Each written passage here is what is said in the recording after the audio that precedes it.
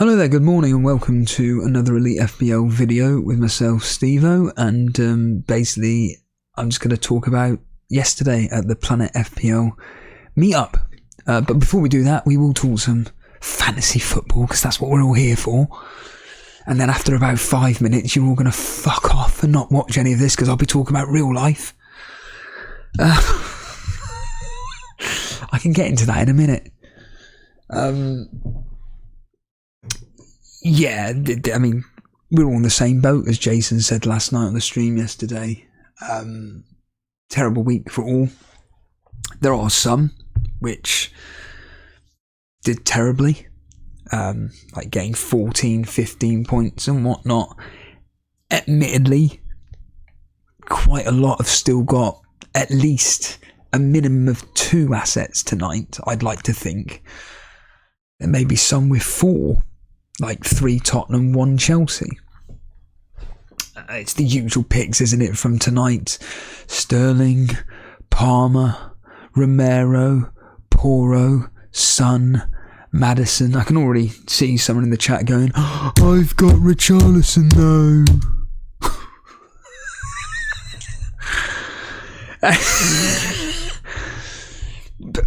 But the reality of the situation is that the majority of us have got the same players.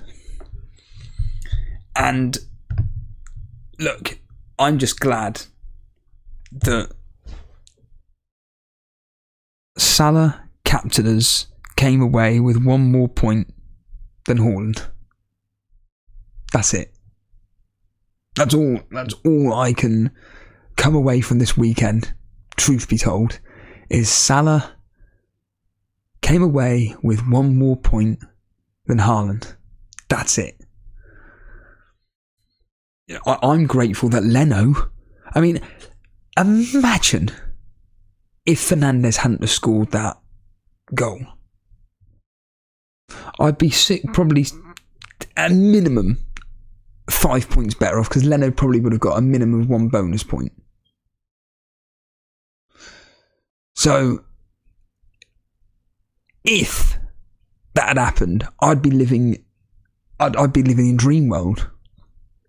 Unfortunately, didn't. Although, apart from Johnston, I think he was one of the more highest scoring goalkeepers this weekend. Oh, of course, Nick Pope, he got a clean sheet, didn't he? And Nottingham Forest's new goalkeeper, if I can pronounce his name, which is highly unlikely, but let's give it a go. Odysseus.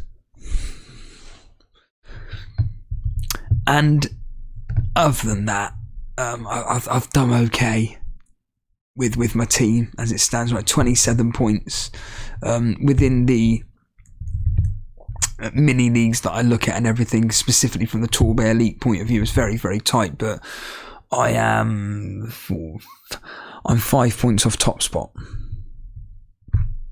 and I've got 2 more players over Gary, who has Van de Ven. Team below me or above me in second, Dan Endicott. He has got, once this stupid thing decides to load up, which of course it doesn't. Brilliant. Let's click on his stupid team again. Dan Endicott, you're not loading up, are you? No, brilliant. I know Dan has got Romero. I know Dan's got Romero and Son, I believe, tonight. Or was it Maddison? Or was it all 3? Sorry, just everything's not loading up for some stupid reason. And you can't even see anything on the screen here. There we are. Yeah, he's got this Dan Endicott's got 49 points. Becker got 6 points. What? How did Alisson Becker get 6 points? For what? He didn't do anything. 4 saves, and he got 3 bonus points. What? Laughable. Okay, well, he had Alisson in goal. Trippier, Delort. Jesus Christ, this is like, is he a Man? No, he's a Chelsea fan, supposedly on this, and he hasn't even got Haaland in his team. Have a look at this. What an absolute piss take. Look at this here.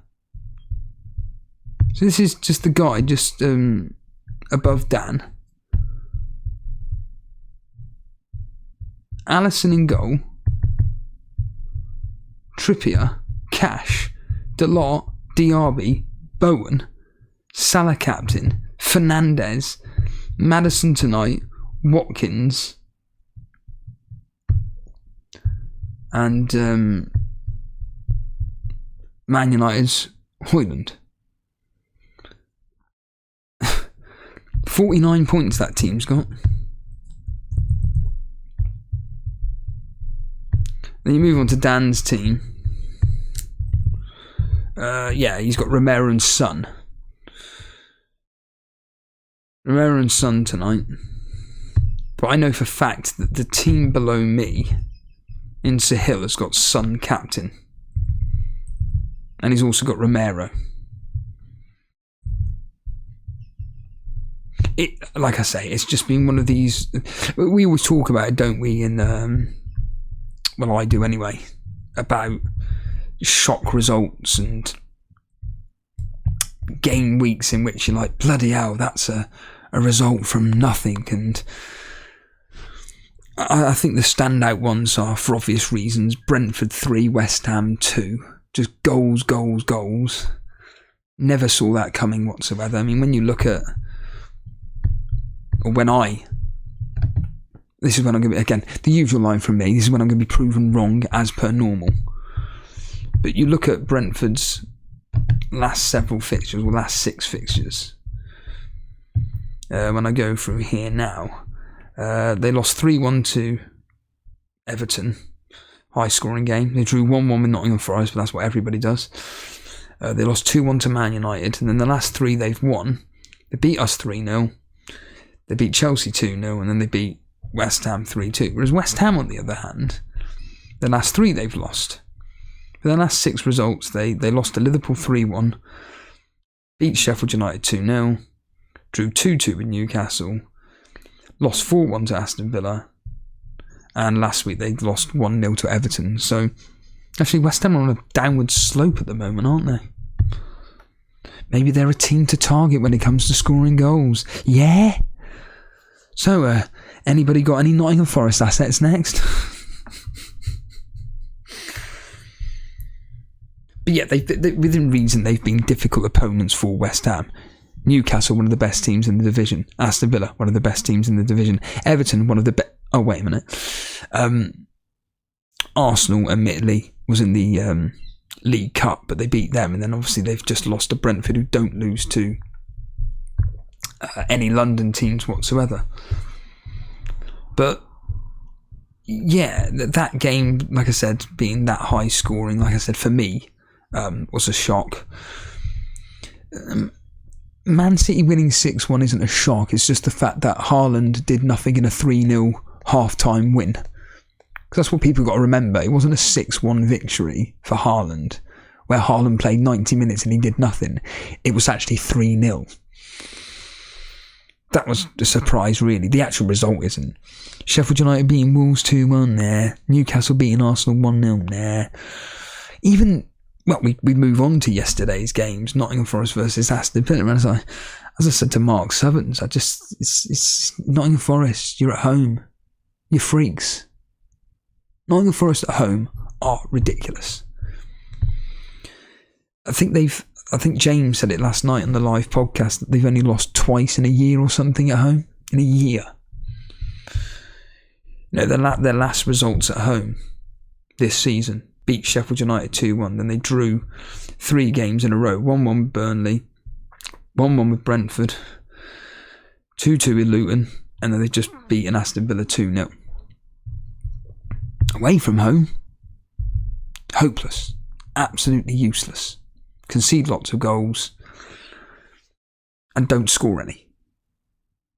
But if you can turn your home into a fortress without stating the bloody obvious, you're always going to get points.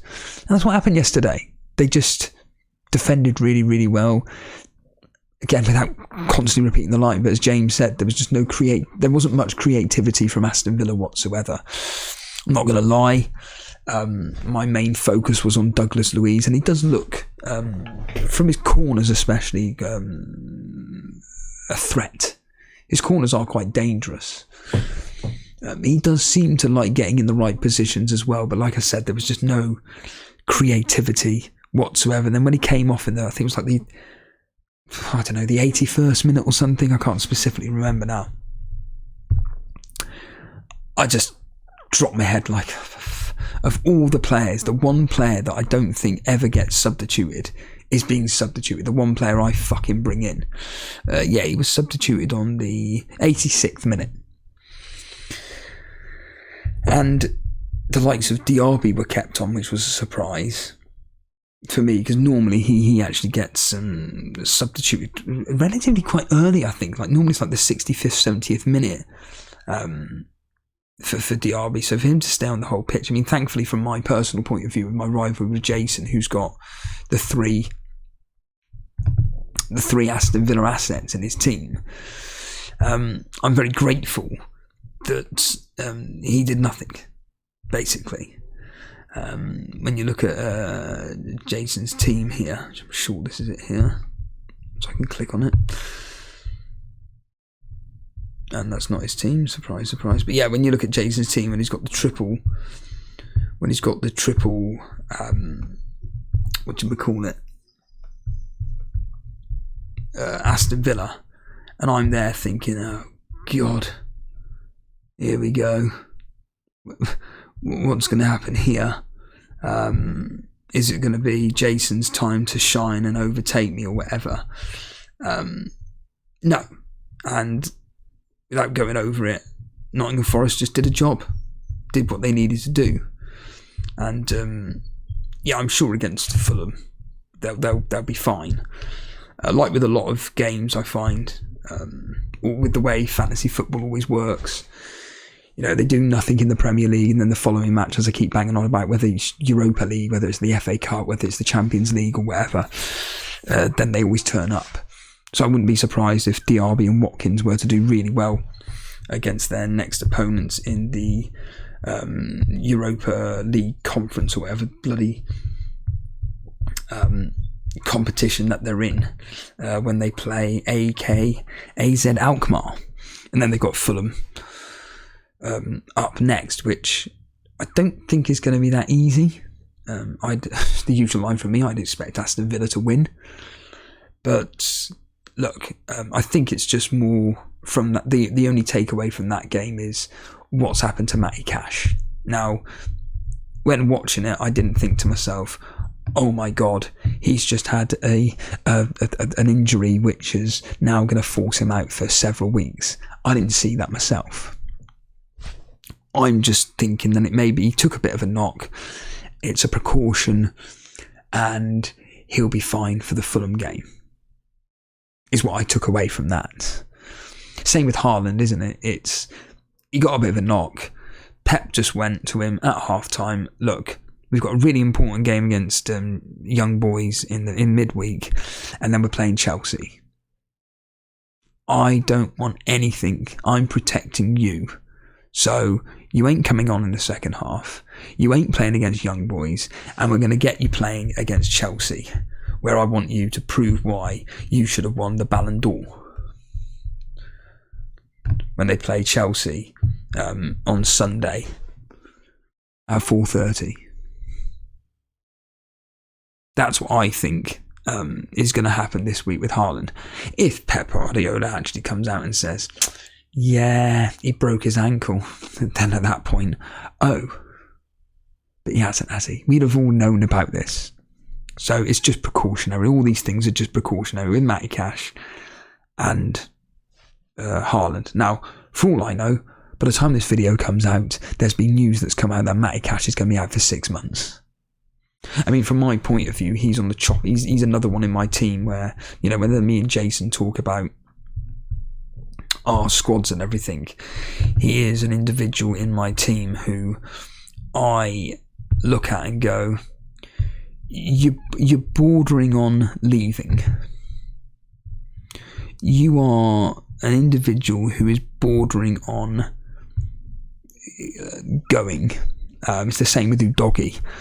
I'm perfectly happy with Leno, Trippier, Tsimikas, Son, Salah, Louise within reason, Maddison, Matoma, and Nketiah especially for this week, Haaland and Alvarez. I'm fine with these players. But Matty Cash at the moment is an individual who's walking a tightrope in my team here. Their fixtures aren't exactly looking amazing moving forward. That they don't seem to be able to keep clean sheets as of late. I mean, there is a question for people in the chat who are even watching this. When was the last time that Chelsea kept a clean sheet? Aston Villa kept a clean sheet. Well, I've just given away the answer. It was Chelsea. And that was back on the 24th of September. The last time they actually kept a clean sheet was against Zrinjski Mostar on the 5th of October. Since then, 1-1, 4-1, 4-1, 3-1, 2-0. That's a 2-0 loss. They're then up against the Fulham team where, ironically, can't score. So Aston Villa will probably keep a clean sheet. But then it's Tottenham away. Forget it. Bournemouth away. Forget it. Man City. Definitely not. Arsenal. Definitely not. Brentford. Definitely not. So these are 5 teams. These are 5 teams where Aston Villa are probably not going to keep a clean sheet. And from my point of view, getting rid of Matty Cash at 4.8 and being able to bring in someone like Lascelles potentially, you know, for 4 million, where I can bring in Lascelles for like double up with Trippier when it comes to games against the likes of Man United as a prime example, when they're at home, when they're away at Everton. You know, these things I can potentially look at. I mean, Lascelles is what, 4 million? So with Lascelles being only 4 million, it then gives me those extra funds to potentially then look at upgrading Douglas Luiz at a later date. And again, I can already hear someone in the chat going, but Botman's back soon. Is he? So I'm pretty sure Eddie Howe said that he's had a big setback. So for now, to bring him in for 4 million, I'm happy with it.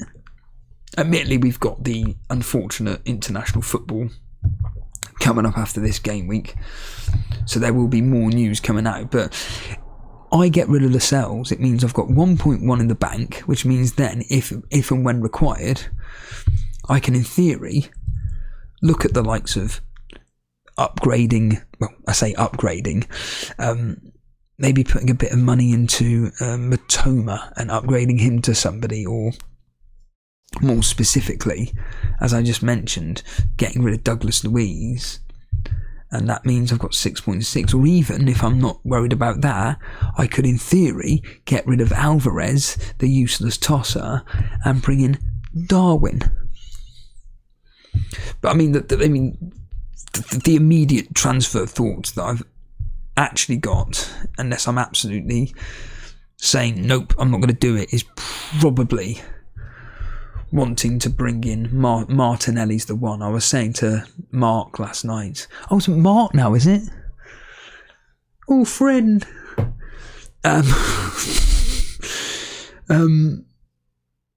Black box friend. Who?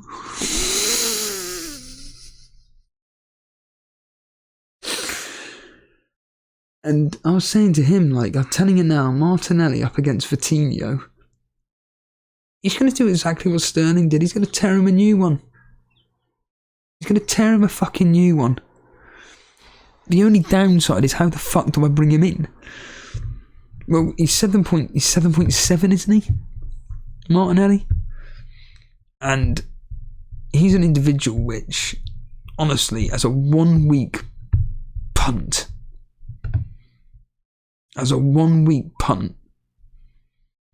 could be gold. Saka's the obvious option. And again, Saka at home always gets a double-digit return. Do I get rid of Son for him? Nah. Do I get rid of Maddison?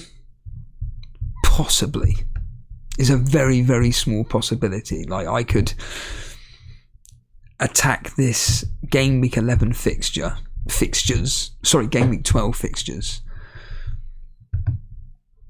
and go, right, I've got Martinelli at home to Burnley, or Saka against Burnley, and then I could also have, for argument's sake, sacking off Alvarez, bringing in Darwin, because Spurs are away at Wolves.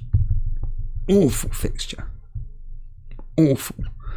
But I could do that move of the safety option of getting rid of Maddison and Alvarez and bringing in Saka / Martinelli.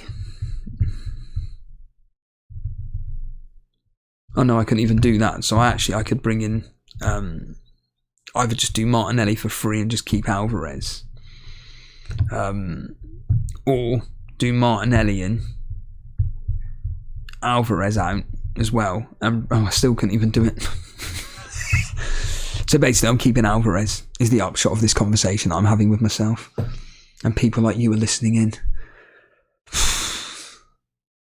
But yeah, it's options like that which I can look at, but certainly the Udogi I'm still going to persist with. I can still look at quote price drops and everything, but their fixtures are not looking that great. Like I said, Wolves away, they're going to concede in that probably. Aston Villa at home, they'll concede. Man City away, West Ham, Newcastle. Again, I've got 2 players in my team here from a defensive point of view, in Udogi and Cash, where I just think your 2 sacks are shit. Get them gone. In fact, now thinking out loud here, Bilal, I could potentially just bring in Saliba and Gabriel. In fact, I couldn't even do that. It's unbelievable. I was thinking of maybe doubling up with Saliba and Gabriel. Couldn't even do it. But maybe leaving off the leaving off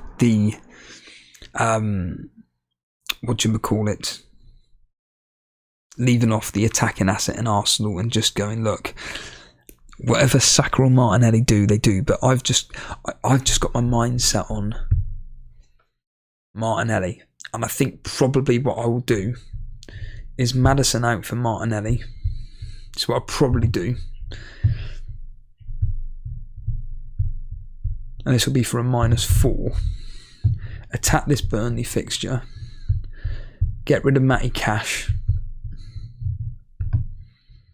Even though there's a lot of money tied up in Cash, this is the problem. I think actually I'd probably keep Matty Cash just for the sake of the fact that there's a lot of money tied up. Get rid of Udogi.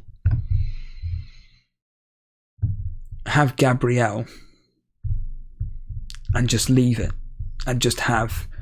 I've got the triple up then of Gabriel, Martinelli and Nketiah taking on Arsenal. That's what I could do. That would be for a -4. And it could be one of those weeks where I just think, do you know what, Steve-O? In for a penny? In for a pound? Yeah? It could be one of those where it's Martinelli comes through with his first double-digit haul of the season. Potentially. It's a very, very, very difficult decision. Or I just go, nope, don't worry about it. You've got Nketiah. That's enough. And just bringing Gabriel through Doggy, and that's it, done. For free. So, yeah, that's where my kind of thought process is, but it's definitely bringing in an Arsenal player. So like I said, what I want to do is bring in Martinelli, because bringing in Saka requires getting rid of Son. I really don't want to be getting rid of Son. But I'd be bringing in a player, number one, guaranteed to play, number two, within reason, a high chance of getting a double-digit return against Burnley. Number three, did I say he's a guaranteed starter? Well, let's say again he's a guaranteed starter. But he hasn't exactly been pulling up trees, has he? Yeah. But certainly where you've got the likes of, say, Jason, who, when I look at his team as a simple example, where he has, I don't think he's got any Arsenal at all. No, he hasn't. He's got no Arsenal. He's got no Arsenal whatsoever. But I'm pretty certain he'll be bringing in, I'm sure he said he's going to be bringing in Nketiah, and he'll probably bring him in for Alvarez. That's what I think Jason does. But we shall see. So, yeah, yesterday, the Planet FPL live meetup. Here we are. So the FPL's finished now. See you later, everybody that doesn't want to hear about real talk anymore. So I'm going to talk about yesterday, because I am an individual who rarely goes out for social occasions, mainly because it costs so much fucking money, as my bank account saw this morning. And I'm not going to lie, when it comes to any social occasion, I think, like with a lot of people, we suffer with some form of anxiety, I guess, if you want to call it that. Well, we are calling it that, Steve-O, because that's what it is, it's anxiety. And I thought, fuck it, I'm just going to get a bit of Dutch courage. And I just went into my cupboard and just got out a bottle of vodka. Glug, glug, glug. I mean, I say glug, glug, glug as if I downed half a bottle. No, it was like the equivalent of about 1.5 shots of vodka, if that. But because I hadn't drank any alcohol for about, do you know what? I couldn't even tell you. It's been a long time. It kind of, the second I got out the door, it kind of hit me. Not in a, oh my god, I'm all over the place. No. FPL Sponge, if you're watching, he won't be. Unlike him. We'll get on to him in a minute. Slagging you off, and you. And Steve-O, exactly what he was saying. Oh, it was just, you FPL community, you're like little slugs. But in all seriousness, got onto the bus and everything, got to the station, got on the Elizabeth line. Took me about an hour and 20 minutes to get down there, and it was, I knew that James and Suj said on Twitter that they were going to get there for about 1, and I thought, I don't really want to be turning up too early. I kind of want to get there for when the game, the Aston Villa the Nottingham Forest Aston Villa game is about to kick off. So I thought, fuck it, I'm just going to sit in there's a little like seating area right near where the pub is, and I was just sitting there, and then it got to about, I think it was about 1:30 or whatever. I thought, do you know what, I can't be able to sit around here anymore. To hell with it, I'm just going to go up. And there it was just there on the left. I was like, oh. It's like with a lot of places in London, I find, it's like you don't know where you're going. I'm not one of those people that are like, gotta look at Google Maps constantly. No. I just kind of like try and work it out for myself. Obviously, I typed in on Google Maps like a general direction, but once like I got to the area where it said, you are 2 minutes away, I just thought, right, put the phone away. Done. Again, I wasn't staring at my phone, but the point being is I just put my phone in my backpack at this point. and came out of this park, and I was just like, oh, it's right there. And by pure coincidence, the pub is right by where I would go walking occasionally when I'm in that particular area of Waterloo on the South Bank.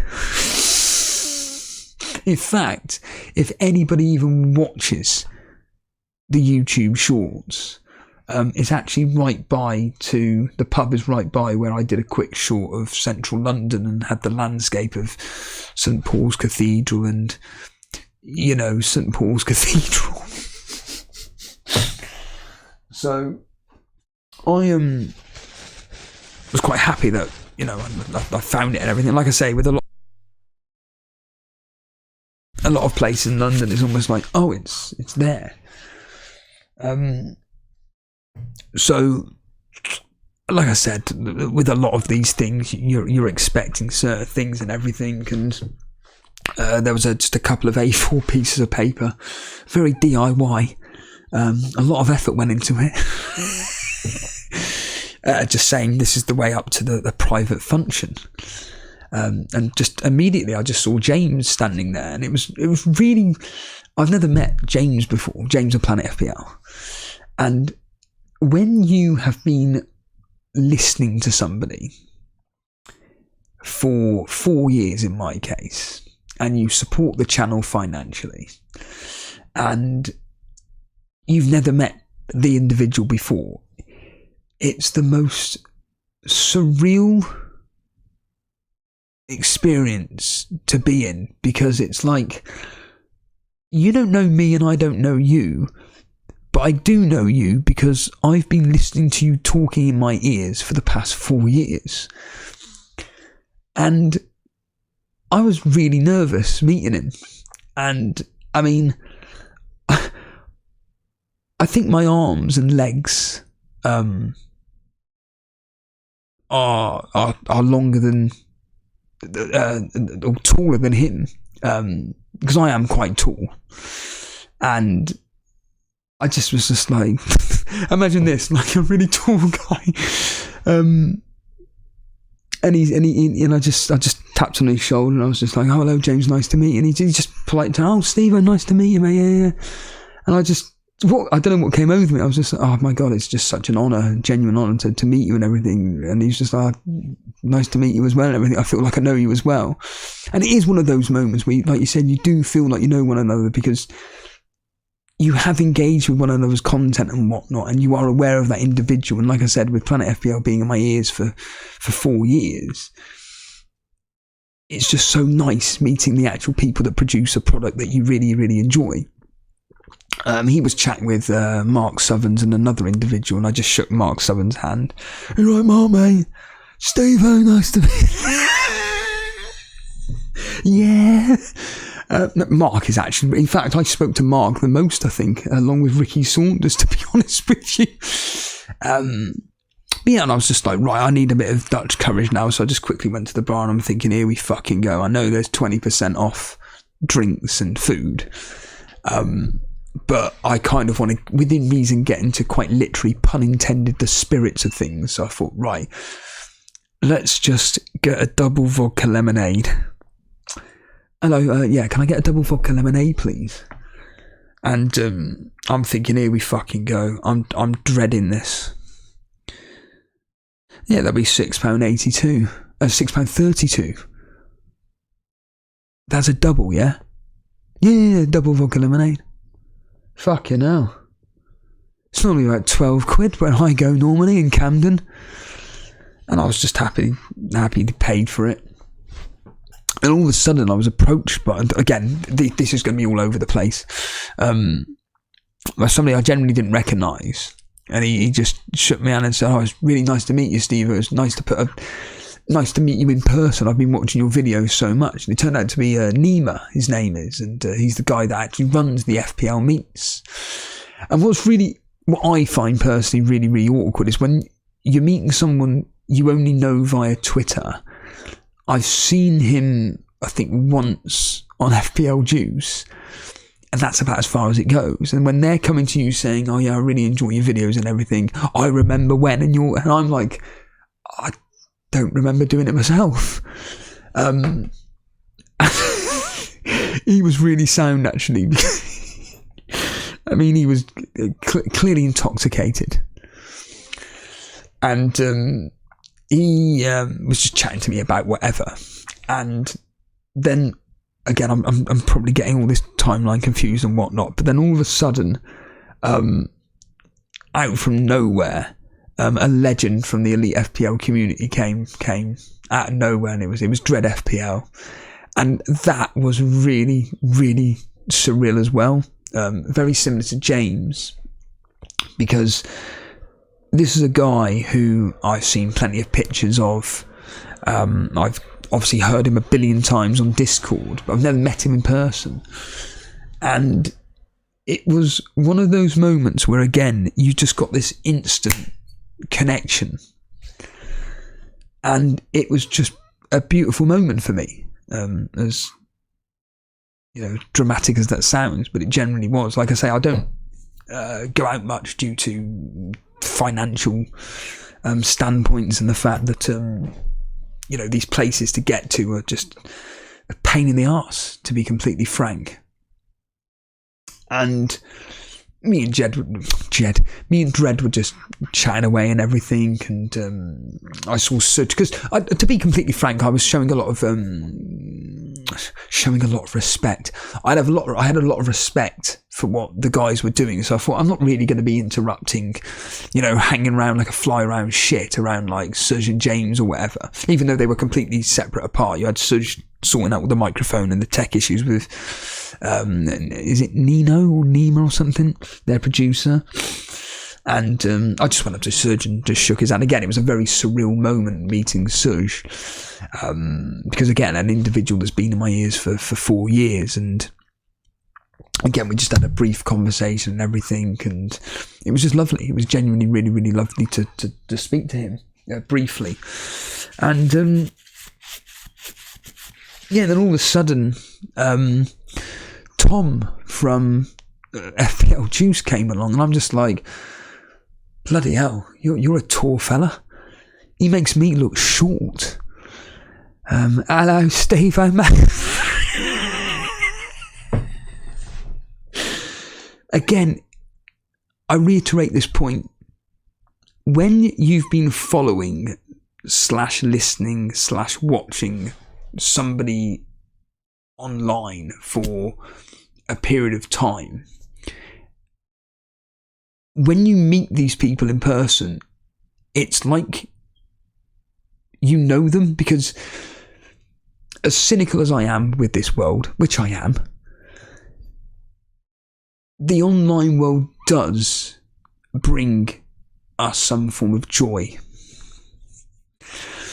And FPL Juice, without coming over it, is genuinely a channel which I envy. I'm not afraid to say that. And they are a form of entertainment for me, in which it brings joy to my life. And when you're meeting an individual who is part of the show and was part of an all-dayer with obviously himself, FPL fella, Dan, and Ash, and it was like a genuine day of what's the word I'm looking for here? Well, a day of entertainment from my point of view. They had a very small amount of people watching, but as I said to Dread, I think what I struggle with when it comes to people like myself who create shite like this is there are people out there which actually take a lot of joy from what me and Jason do. And I said that to Dread. I was making the point, like, what I can't get my head around is, like, I'm on one end of the fence where I know what it's like for the content creator to be doing what they're doing, but it's like, what is the point in this? We've got 20 people watching. But those 20 people watching / listening are legitimately being entertained by what you do. it's a really weird way of describing things, and it's the same for me. Like when I don't deny it, I say it live on air, you know. When you see your viewers dropping off and everything, you're just thinking, what am I doing wrong? What am I doing wrong? Like a minute ago we had 100 people, now it's down to 50. What's happening here? And it does get to you. But you forget that those 50 people that are listening in are like literally listening into every single word you're doing. You're trying to entertain them with whatever bollocks comes out your mouth, basically. Trying to talk about the action that's happening on the screen regarding a football match, or talking about some bollocks that's happened at Tesco's, or in my new job in the NHS, or how much I hate the human race. But you're doing it for a reason. It's because you're doing it because you enjoy streaming and whatnot. And I was saying this to Dread, and like I said, when I met Tom, it was like one of those, you know, those moments in life where it's like a break in the ice moment, and that was the break in the ice with FPL Juice for me, where I thought, yeah, you're for me. You're the channel which, you know, like I listen to it every Tuesday, and, you know, it's a really enjoyable show. But when they did that Saturday stream for the however long it went on for, 6-7 hours, for me, it was just, I can't articulate the words, but it's almost like a release from my mundane job of just sticking my hands in bins and taking out bags of rubbish. I mean, I laugh, but it's true. Just driving around in a tug for 5 hours at 7. I'm getting emotional. For 7 hours, and you've got 3 blokes just eating Five Guys.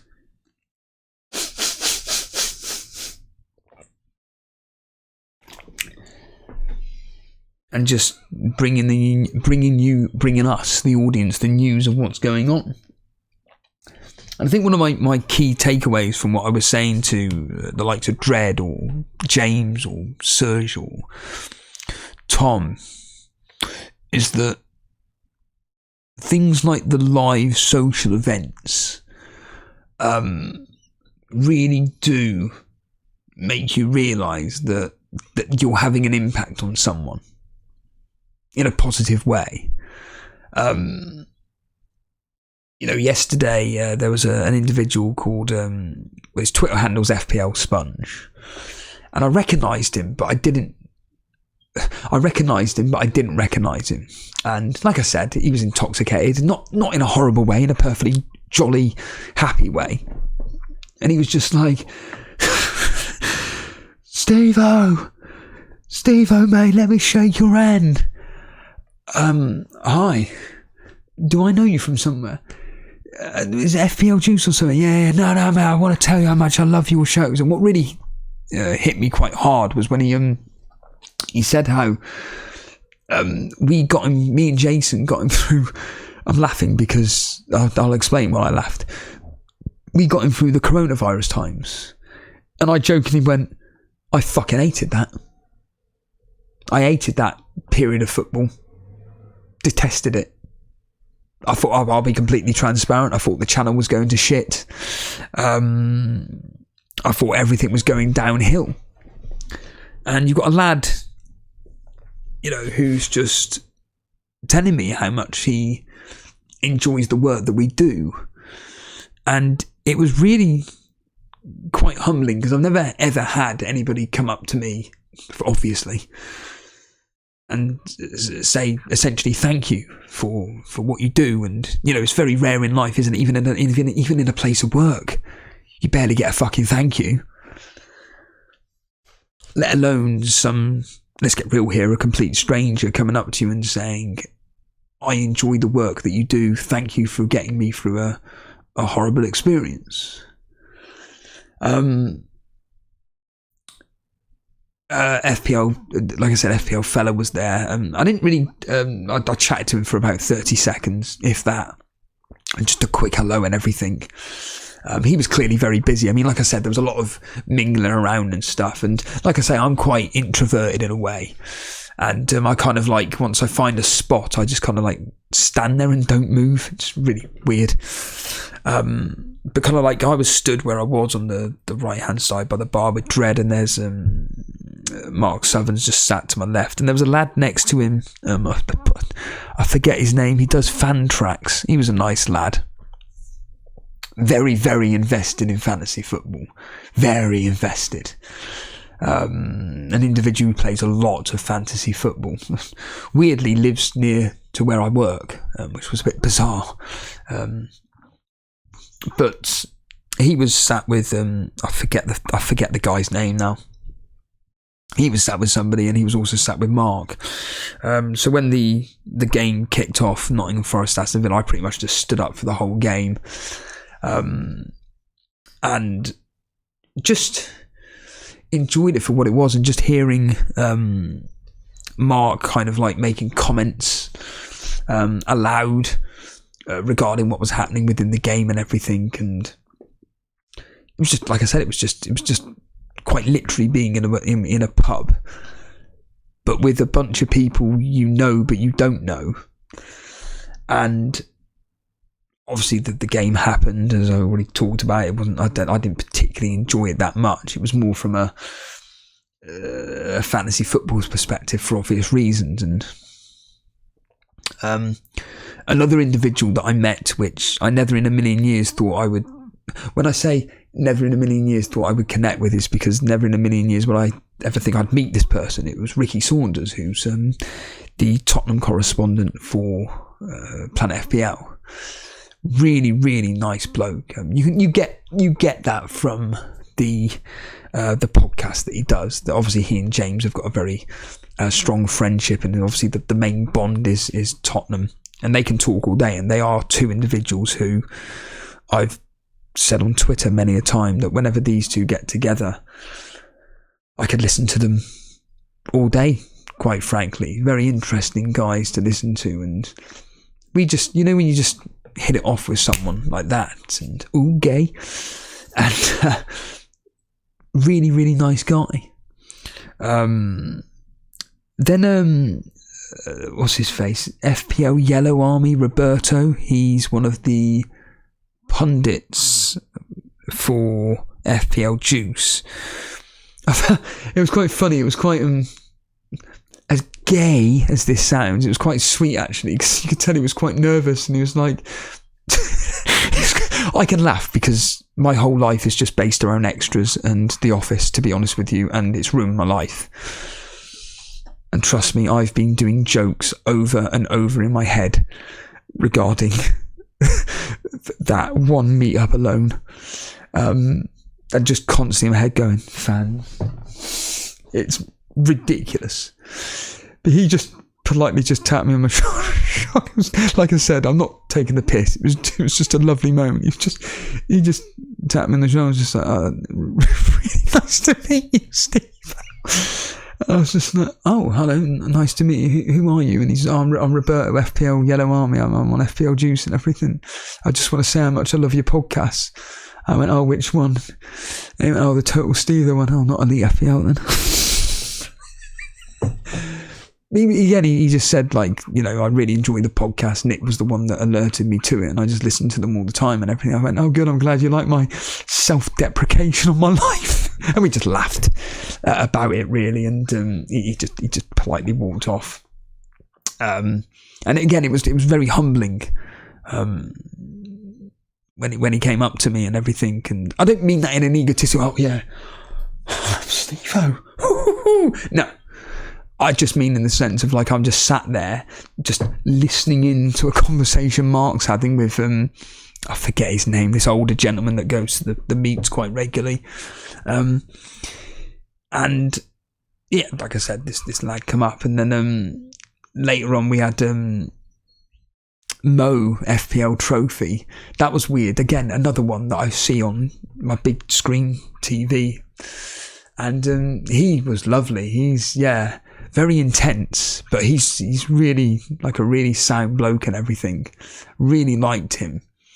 And he's another one where, you just instant connection like that.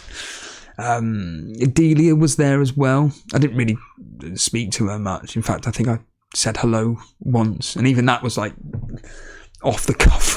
I think it was more through this weird kind of moment where she was like literally like Anne from The Office, where she goes to Dawn, Anne, yeah? It was literally like that. It was, Steve-O, oh, hi Delia. I just walked off. Again, I don't really know her I only know her from FPL Juice and whatnot.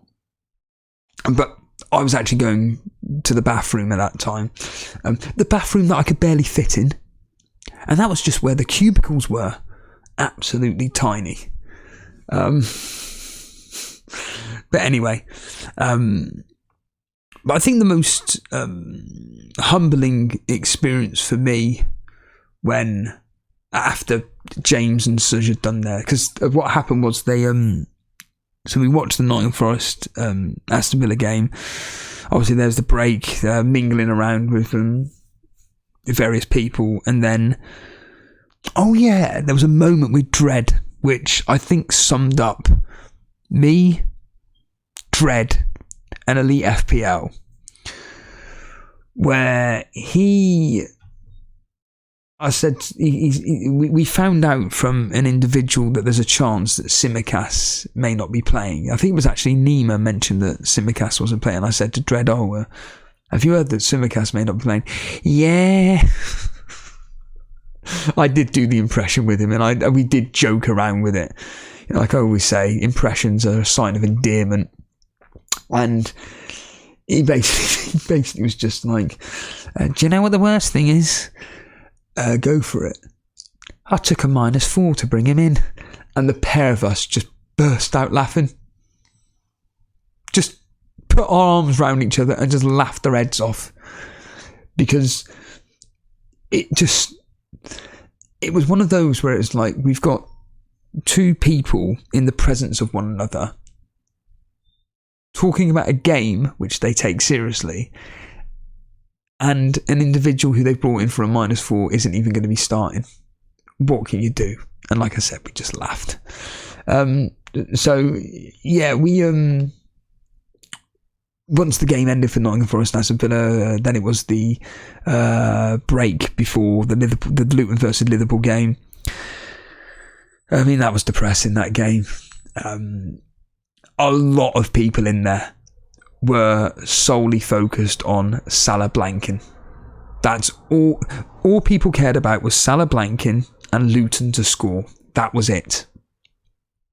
Oh, and a lot of people were nervous about Darwin, but they didn't really care about Darwin in the sense of like, it's more sticking a middle finger up to the Salah captainers. Like I said, the game itself was a League One team in the FA Cup in the third round. They've been drawn against Liverpool, and they've got a draw out of it, thanks to Diaz popping up with a shoulder at the end of the match and scoring from an Elliott cross. Salah was completely anonymous. Darwin had about 13 shots on goal, 2 of them on target. The others, I mean, that miss that he had was just awful. And I think there was a moment where, the replay showed how Salah had headed it, maybe towards goal, maybe misheaded it, whatever, miscued it, landed at Darwin. You're expecting Darwin to smash it into the back of the net, and he skies it, and there's Salah just like... And there was just a raucous laughter of people seeing Salah's reaction. But I think it also combined with the fact that, Salah blanked, or he's not getting anything. So once that ended, it was a quick turnaround really, but we just waited around for about 15-20 minutes, and then they did the podcast. And I mean, I'm stating the bloody obvious. It was just a podcast you listen to, but you're watching it in person in a pub. That's it, and you're just getting organic reactions to what the two hosts are talking about. And they went for a break. They came back, and during the break, this is when it kind of like really kind of cut me up inside in a positive way, really, because an individual, I'm not going to name them because I don't want to, when I say embarrass them, I just don't want to highlight who they were, but an individual came up to myself and Ricky while we were just chatting. I was slagging off Tesco, surprise, surprise. And this gentleman approached Ricky and myself and just said, "Oh, sorry to interrupt, but I just want to say how much I enjoy both your content, but Steve-O especially, I really do want to say how much I enjoy what you do." I was just like, "Oh, thank you. What's your name, mate?" And he just told me what his name was. And it was quite a very, here's that word again, humbling experience when an individual is quite literally saying how much they relate with me and how much the nonsense that comes out of my mouth has an impact on his life from a positive point of view. And you could tell he was getting quite I could tell he was again intoxicated, but this is when he's going to message and go, I was actually not drinking. But yeah, he looked quite emotional, and it kind of got to me as well, actually, because I'm like, fucking hell, like 10 seconds ago, I'm literally laughing my head off, slagging off Tesco's. And now I've got a man here who is talking to me about how much of an impact myself and Jason have on his life in a positive way. And inside, I was like, fucking hell, this is hard to listen to. I don't mean hard as in like, oh God, this is really bad, I can't listen to this. I mean hard in the sense of, wow, we're having this impact on this on this individual's state of mental health, I guess, and the joy that we bring to this guy. And yeah, it was really, really interesting to listen to. And you know, then we were kind of like cut off halfway through, because then it was the start of the second half, so to speak, if you wanted to use that terminology, regarding the podcast, to talk about the final 3 games of the game week, which obviously included the 2 games that we all watched live. And by which point I think most people were filtering out. I was quite surprised. There was about 50-ish people that turned out, and I'm surprised not all of them stayed to the end. By like the end of like the Q&A bit, there was about 20 or so people left. And overall, my main takeaway from it was I'm definitely wanting to go to these FPL meets on a more regular basis. I'm certainly wanting to go to the FPL Juice Game Week 38. That's something I definitely want to be doing. I've also said to Jason, I said, look, this is something which has kind of, you know, inspired me in my mind, where I really want to try and push to do a live show with Elite FPL, whether it's in, like I said, London or Birmingham, and get a group of us together, even if it is like an association with FPL meets or whatever, and just do one of these small events where me and Jason can just do our usual thing. And I know that, you know, Jason is very, very tech savvy, and I think that if he put his mind to it, I think it can be done. And look, I can, it's one of those where I'd happily like contribute, you know, obviously contribute money towards setting all up. I don't have a clue how much it costs to do all that, but certainly I think that me being inspired by James and Serge and what FPL Juice do, I even said to Mark, actually, I said, you ever thought about doing this with Black Box? Have you ever thought about doing a live show? He said, yeah, I'd like to, next time in association with Planet FPL, do it, and then maybe do it our own our own one. And I think that I'll tell you what I did also take away as well is there was no ego from any of the content creators. That's the one thing. I mean, I recognised obviously Mark, obviously James and such, Tom from Who Got the Assist, but I don't really know him. Tom from Who Got the Assist. Obviously you had the guest panelists from FPL Juice, but that was about it. But there was no ego of I'm the king of kings. I've got 30,000 subscribers. I've got 40,000. I've got 100,000. I've got 6 million views. I've got 20 million. No, nothing like that. And I think that when you, like from my personal perspective, when I'm from a world in which the fitness world this is, where everything is about image and it's about how good you look, how popular you are. When I've got a mindset, unfortunately, I have got this mindset of you're a cunt, you're a piece of shit, you're a wanker. And the reason why I have that opinion is because you portray yourself online as this. In real life, you're like that. So take the True Geordie as a prime example. So when I'm shaking hands with whoever it may be, it's not this. Hi.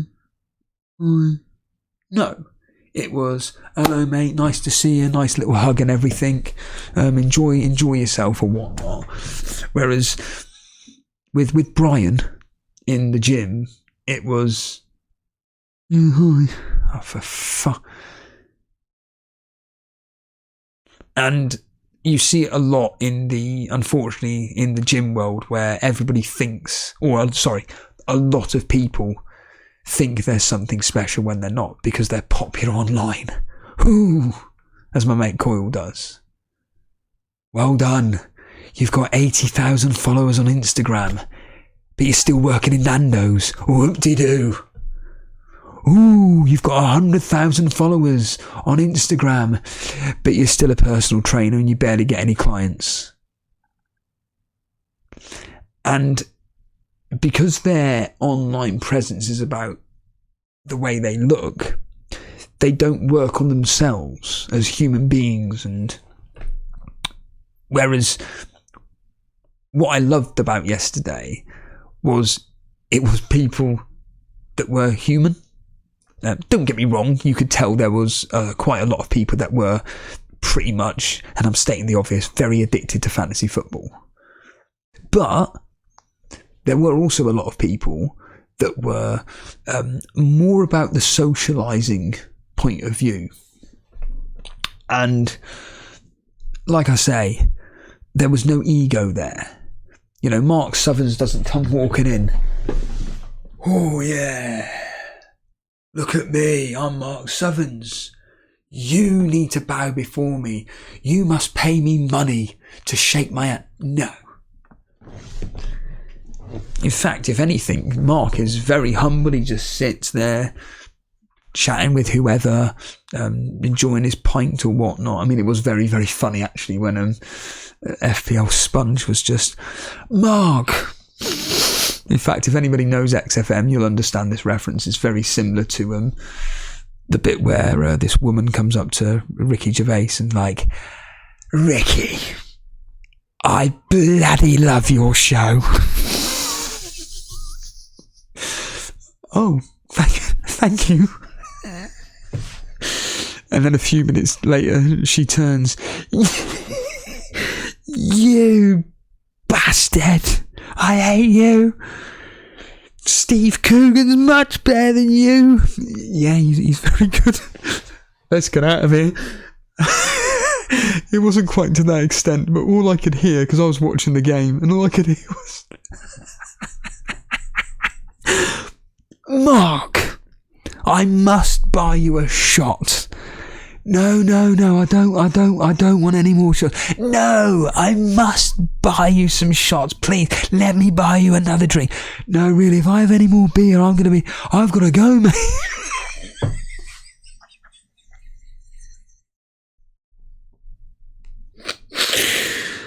Oh my fucking God. Like, by the way, there was no malice in any of that. There was no malice at all last night, in fact. And like I said, it was a wonderful bunch of people getting together. And yeah, like I say, when you're in these situations, or more specifically, when I'm in situations where I'm surrounded by a bunch of absolute egotistical, narcissistic wankers, it's very hard for me to then, when I go into a situation or a social occasion where it's not about that at all, it's about just wanting to talk to one another, I find it very difficult. Because like I said, in the gym world, it's like, ooh, you've got big arms. Ooh, look at the lacerations in whatever it fucking is. It's fucking grim.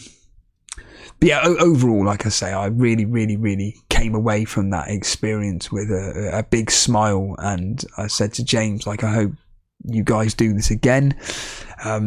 He said, we hope so, basically. And yeah, that was the FPL meetup last night. And from a serious point of view, with anybody that actually is even bothering watching this and wants to know from an individual who doesn't really do many social occasions and feels nervous about going to these things, I think, look, once everybody goes into things with that they don't know with some form of anticipation or whatever, when you actually get there, I think you'll enjoy the experience for what it is. Look, let's not beat about the bush here. We're all human at the end of the day. I'm not saying that I was getting on with everybody. I'm not saying that I was walking around the room shaking everybody's hand. No. But where I was sat and where I was stood, if anybody wanted to come over to me or whatever, again, I don't mean I was sat in a booth like, you've paid your £5, have you? Nice to meet you. See you later. No. But as a human being, that's who I am. Like I've discussed 1,000 times, I don't like attention. Because of all my life, I've suffered with so much prejudice. Because of that negative attention I've had on me for the majority of my life. Unfortunately for me, I'm one of these people that just tries to enjoy the occasion, but I want to stand as far away as possible, just be on my own, as ridiculous as it sounds, even though you're in a social setting. But if someone wants to talk to me, whether it's at work or whether, I'll happily talk all day to them. I don't really care. But certainly for anybody that feels like that or whatever, I do recommend just coming out, enjoying the day for what it is, because all you're doing is watching football in a pub with a bunch of people that are desperate to see if Salah will score or not, to be honest with you. Anyway, on that note, I'm going to get out of here. So anybody that is watching, thanks for watching. And, thanks to Planet FPL and James and Suj for putting on this event. And, yeah. Like I said, all I can say is thank you. And I'm going to get out of here like you guys will. See you later.